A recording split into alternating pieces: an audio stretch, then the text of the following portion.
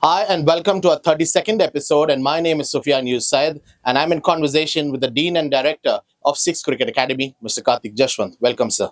Thank you. In this episode, we've received few questions from professional athletes who are representing the Major League in USA and the Caribbean Premier League in Jamaica. The first question to you is, what is the balance between working on our natural technique and working on textbook technique? A very good question, Sufi. A lot of coaches and players are confronted with this issue because cricket is such a diverse game. There is nothing called as a correct technique or the right technique. People with all kinds of techniques have survived and done really well, whether it's batting, bowling, or as a wicket keeper.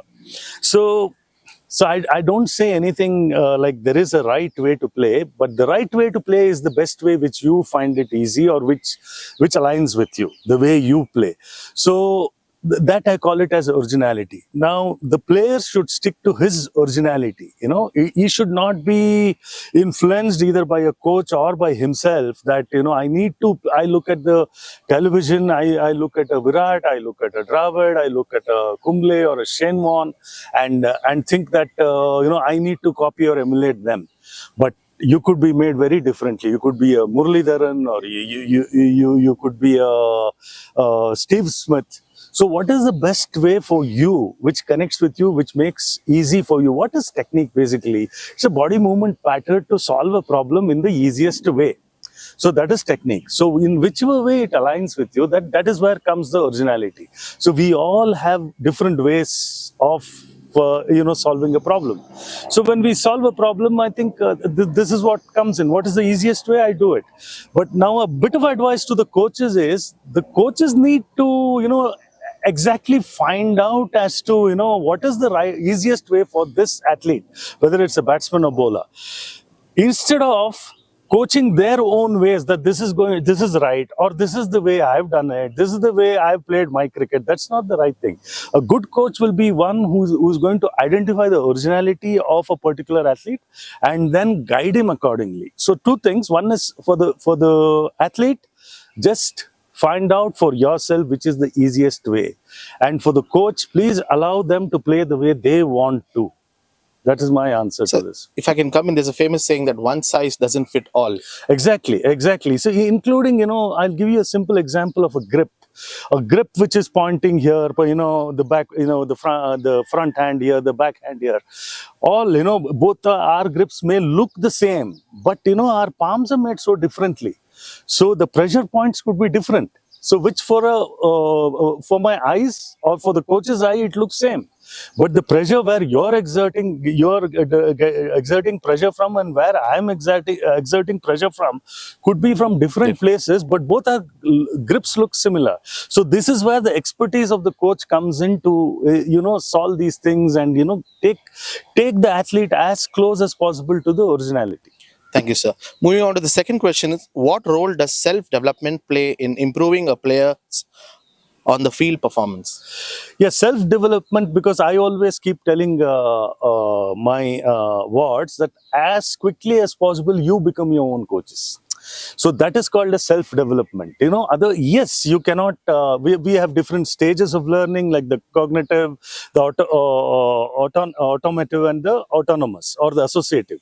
The cognitive, associative, and autonomous stage. At the cognitive stage, yes, coach does all the work. He just instructs, or tell the players what to do, what not to do. But at the next stage, slowly, you got to leave him, allow him to explore his strengths. And at the autonomous stage, the coach is there, but really in the background, where the smallest of things, which really needs real expertise from a coach to see that if there is really small things which needs correction. So at the different stage. But then when it comes to self-development, the player himself should come with a plan. Whereas when you see a kid, or when you're coaching in the grassroots levels, the kid really does not know for what he or she is coming for practice. But as you progress, you got to have a plan. You got to have a plan and say that this is what I'm going to work on. These are my strengths. These are the areas where I need to develop. So you should not hesitate and get into situations which is not your comfort zone. Go out of your comfort zone and try to get better at things which you're not comfortable at. That is, according to me, self-development. Thank you, sir. So the next question is: we are very well known for training in the academy. We have strategies, but the question for you is: how does one practice strategy in training?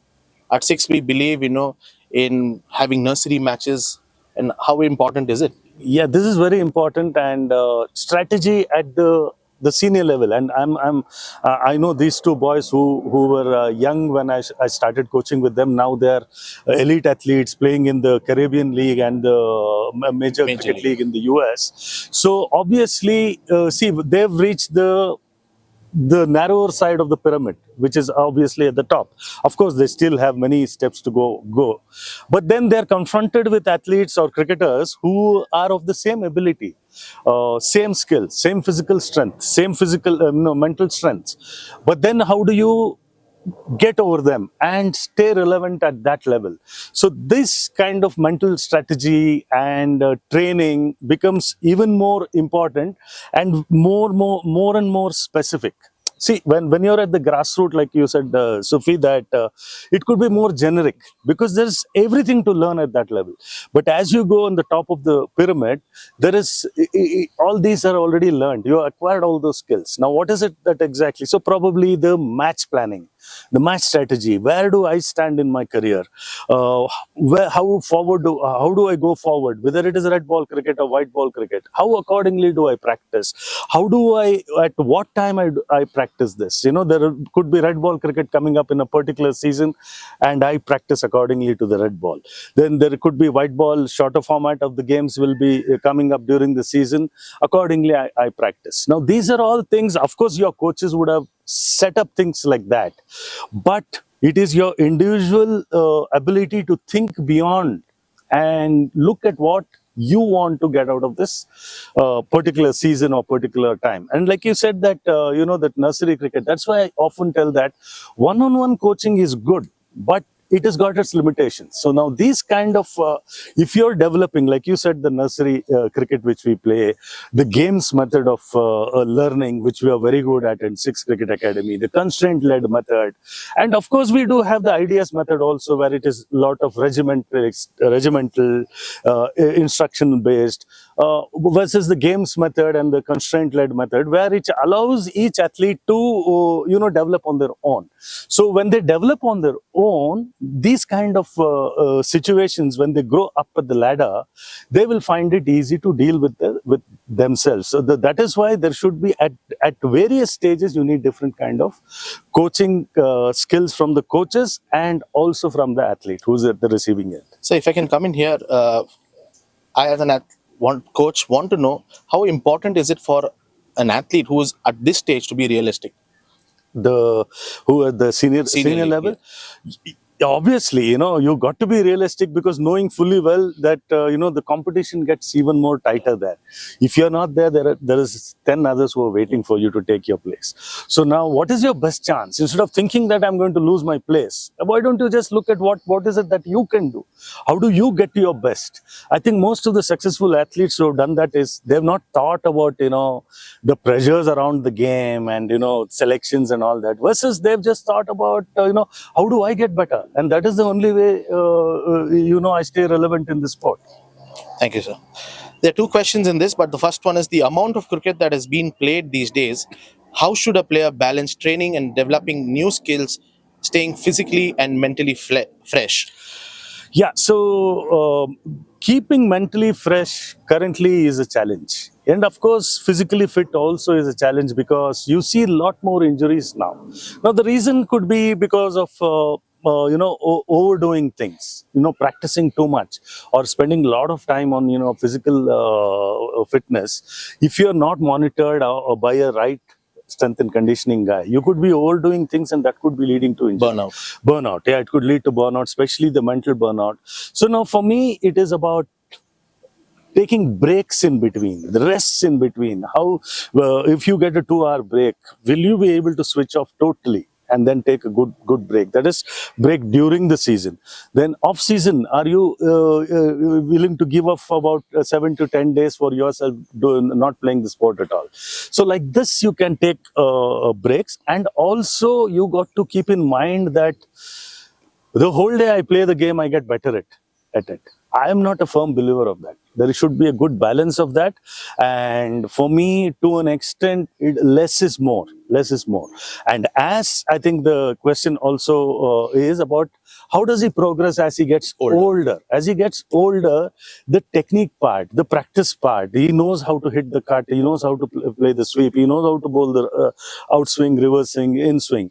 Now the challenge becomes you got to be there practicing that, and also staying mentally and physically fit, spending a lot of time in the gym, doing psychological exercises like the yoga or the concentration developing exercises. So all this will keep you fresh for a longer time versus keep on playing. You've done that. You've done at your cognitive stage and the associative stage. But now is a stage for you to deliver. So for you to take care of your body and mind becomes extremely relevant. Of course, you have help now with the sports psychologists, the strength and conditioning people. But the onus falls on the athlete himself, because athlete knows the body from inside. Athlete knows what is happening here versus a psychologist from the outside or strength and conditioning from outside. So as you climb up the ladder, the athlete becomes more, he's got to know more about himself than what he was spoon fed at the starting stages. And it's also about being disciplined. Exactly. Discipline and character is the two things which are going to, keep you there at the top. Talent will take you to the top. But if you have to stay there, it is your character. That's it. Thank you. Also, in this episode, unfortunately, we could not answer questions from parents because we've had a lot of athletes sending us questions.